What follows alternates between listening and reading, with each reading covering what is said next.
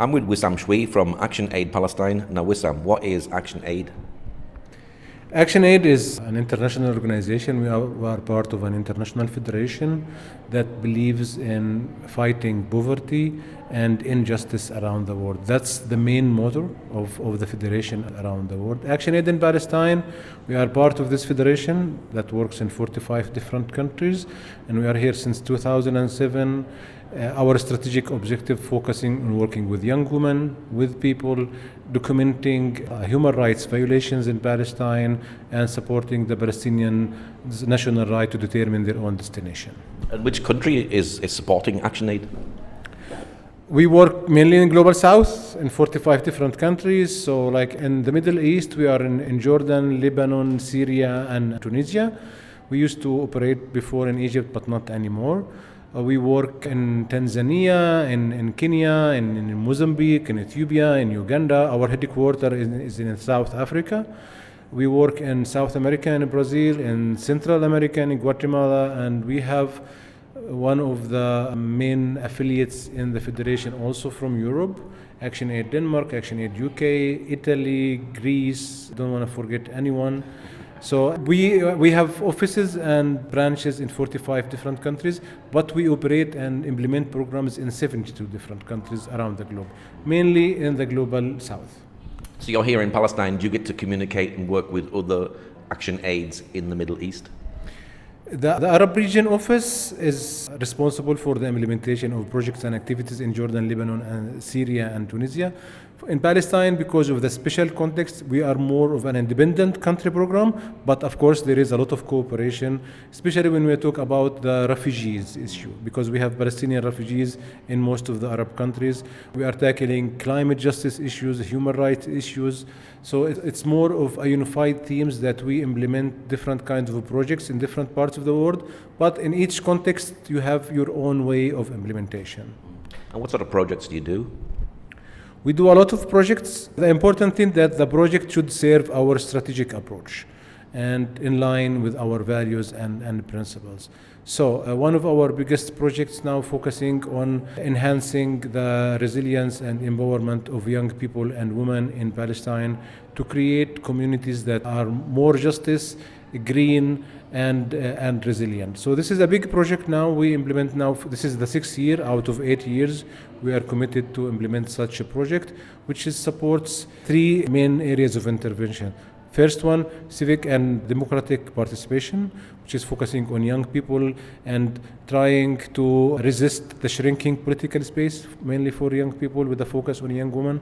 Then the second component related to climate justice and sustainable agriculture, which supports raising awareness related to environment education, climate change, and try to hang the bill on the climate justice related issue in the Palestine. It's not a priority for Palestinians, but connecting it with the livelihoods and the income generating projects and green jobs now is making more effect and making it more, I would say, interesting, mainly for young people. We're still in the early stages in this strategic objective. The third one is focusing on humanitarian support. As you know, in Palestine, we live in a conflict area. We implement in Gaza, Area C, the Jordan Valley. So there is a lot of humanitarian needs that we try to provide support for the people that suffers the most in a special methodology that we call it HRBA, the human right-based approach. Do you get the opportunity and the chance to go to Gaza? Me, myself, yes. Me and a few of our colleagues, we have permits to go to Gaza.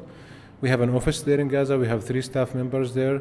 And most of our work in Gaza was focusing on humanitarian support. But recently, since 2022 now, we are adopting the triple nexus approach, which is more of an integration of the humanitarian development and the civic peace. How is Gaza at the moment? Do they have electricity 24 hours a day? Do they have water? What's the situation like at the moment in Gaza? No, the humanitarian situation in Gaza is one of the worst around the world. First of all, it's one of the most condensed areas when it comes to population. We are talking about around 2 million people living under siege since more than a decade now. Electricity, 4 to 6 hours in best scenarios during the day. according to the last studies, if I'm not mistaken, 94% of the people do not have access to health and healthy, safe drinking water, which is a really challenge there.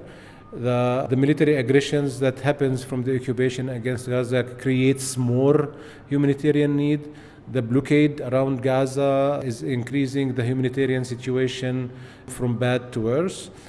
We are trying to contribute to the national and international efforts that try to provide support to the people there.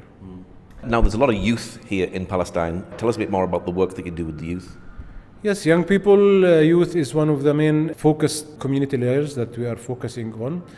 Now we are in the global platform. This is the capacity building unit in Action Aid Palestine, which is we train all around and build capacities of 600 young men and women in every year on leadership, on advocacy, on campaigning, self-marketing, gender. Like we have 32 different capacity building programs, in addition to having the space itself as a youth hub for young people where they can come with ideas, and we can provide technical and sometimes financial support for the young people to implement the ideas that they have.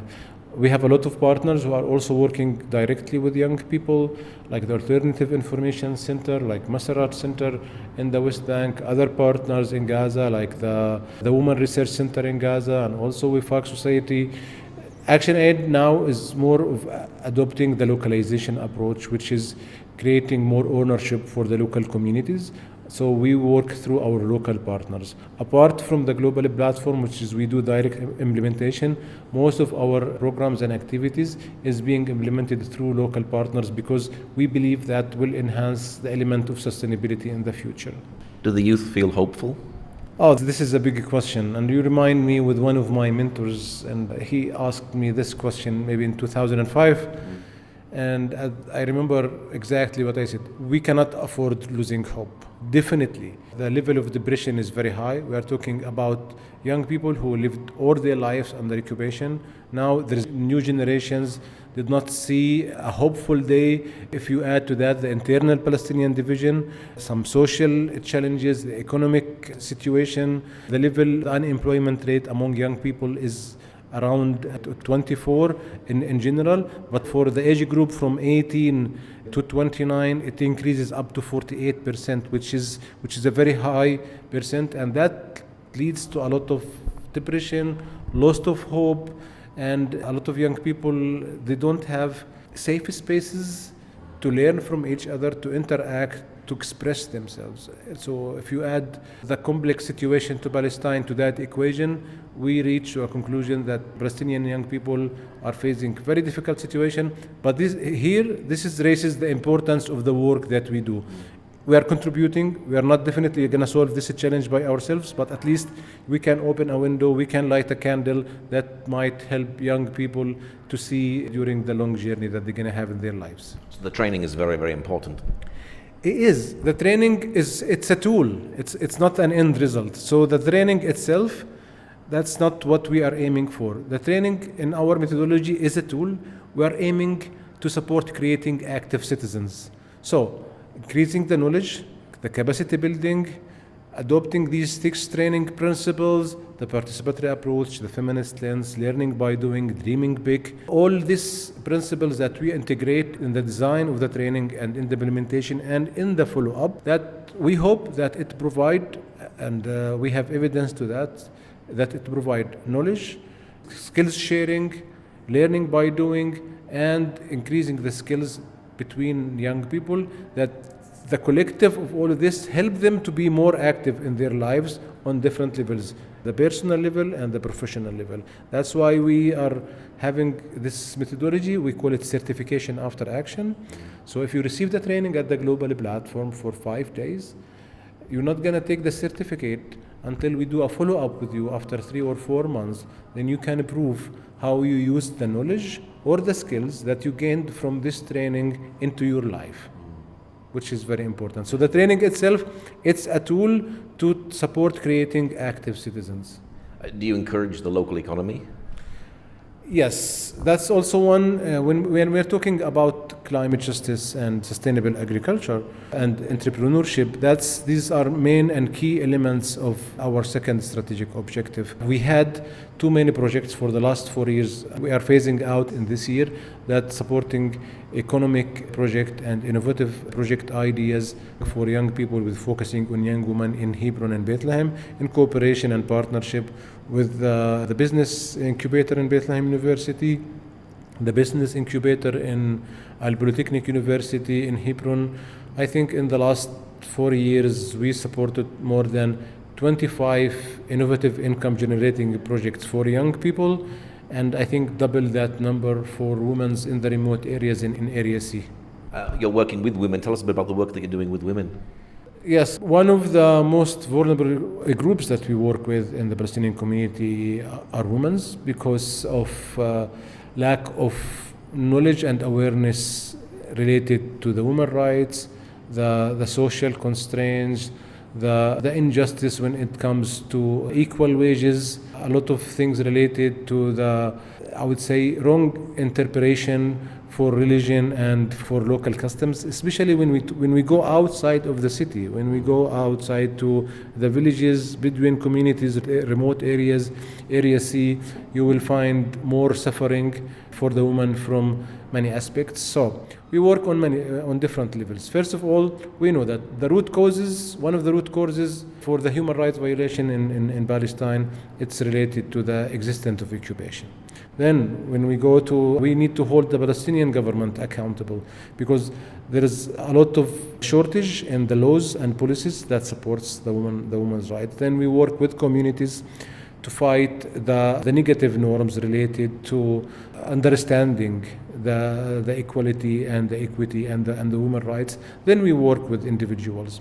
In the remote areas, we start by awareness raising, capacity building, supporting income generating projects, enhancing the women groups to be more organized and support each other and in different ways. And in every Palestinian village and community, there is some collective challenges, but also some unique challenges in each community. So based on the HRBA, the local women that we are working with, they take part of the need assessment.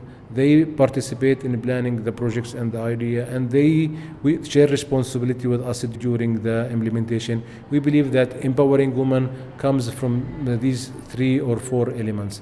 But it's one of our biggest approaches or projects in Palestine focusing on women's rights. Are women beginning to realize that they actually can make a difference? Palestinian women are very strong, and historically speaking, starting from Nakba and first Intifada, the second Intifada, the political involvement of Palestinian women along the Palestinian modern history have always been impressive. Yes, the main component is, first of all, the woman right is not the responsibility of the woman only. It's the community responsibility. It's everyone's responsibility. And whenever they feel the support from their peers and from the community, that will increase their self-esteem and they're going to believe more in their abilities and their strengths.